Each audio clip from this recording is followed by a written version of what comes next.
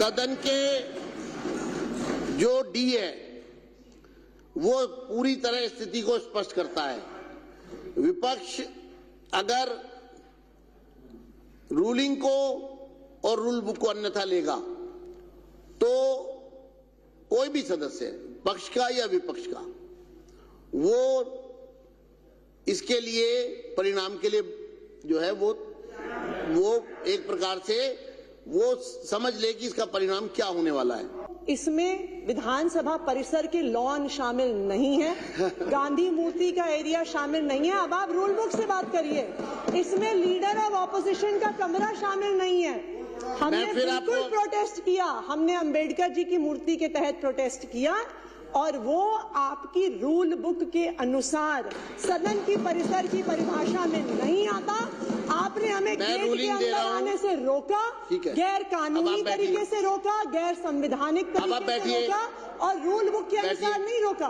कोई ऑर्डर नहीं पास किया। सदन से बाहर जाने के बाद आपने चेयर के बारे में भी अपशब्द कहे, आपने लोगों को गुमराह किया, तो मैं आपको रूल पोजीशन स्पष्ट कर रहा हूं। आपने हमें गेट के अंदर आने से रोका, गैर कानूनी तरीके से रोका, गैर संवैधानिक तरीके से रोका और रूल बुक के अनुसार नहीं रोका। साथियों, अभी विपक्ष ने जब उनको निष्कासित किया गया था, बैठिए, तो आज सदन में आतिशी जी यहाँ उपस्थित हैं, विपक्ष यहाँ पर उपस्थित है। मैं रूल पोजीशन आपको स्पष्ट करना चाहता हूं क्योंकि सदन से बाहर जाने के बाद आपने चेयर के बारे में भी अपशब्द कहे, आपने लोगों को गुमराह किया, तो मैं आपको रूल पोजीशन स्पष्ट कर रहा हूं। 277 के 3 में डी मैं पढ़कर बता रहा हूं आतिशी जी आपको, और भविष्य में भी आपको ध्यान रखना होगा कि सदन की सेवा से निलंबित सदस्य सदन के परिसर में प्रवेश करने से और सदन और समितियों की कार्यवाहियों में भाग लेने से वंचित रहेंगे।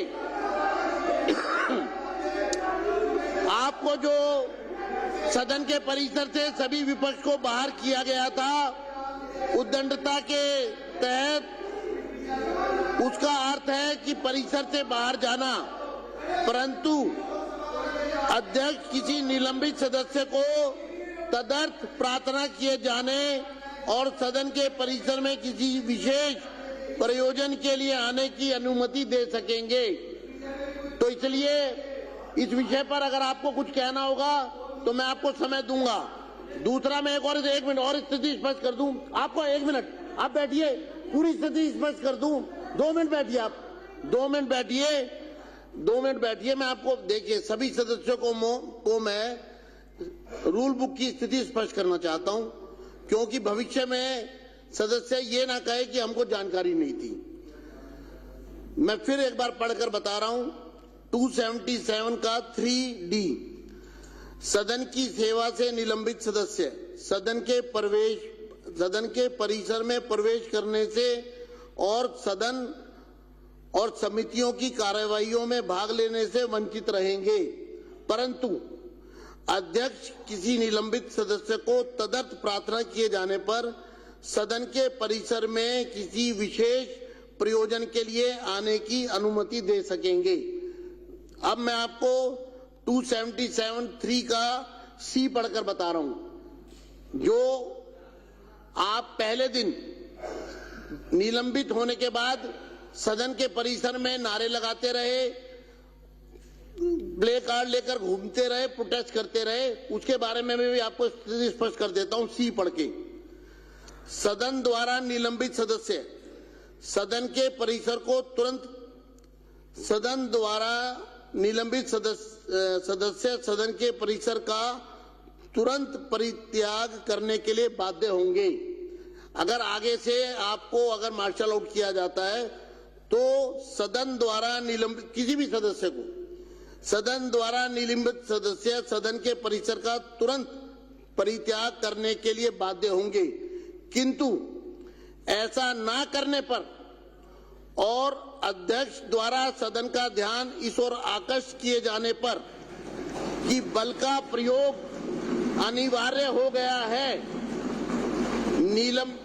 मैं इसको दोबारा भी पढ़ूंगा, एक बार पढ़ रहा हूं जिससे कि सभी सदस्य समझ ले कि जब मार्शल आउट कोई सदस्य होगा तो उसको सीधा परिसर से बाहर जाना होगा। उसके लिए मैं सी पढ़कर बता रहा हूं। सदन द्वारा निलंबित सदस्य सदन के परिसर का तुरंत परित्याग करने के लिए बाध्य होंगे, किंतु ऐसा न करने पर और अध्यक्ष द्वारा सदन का ध्यान इस ओर आकर्षित किए जाने पर कि बल का प्रयोग अनिवार्य हो गया है, निलंबित सदस्य बिना किसी और प्रस्ताव के सत्र की शेष कालावधि के लिए निलंबित हो जाएंगे।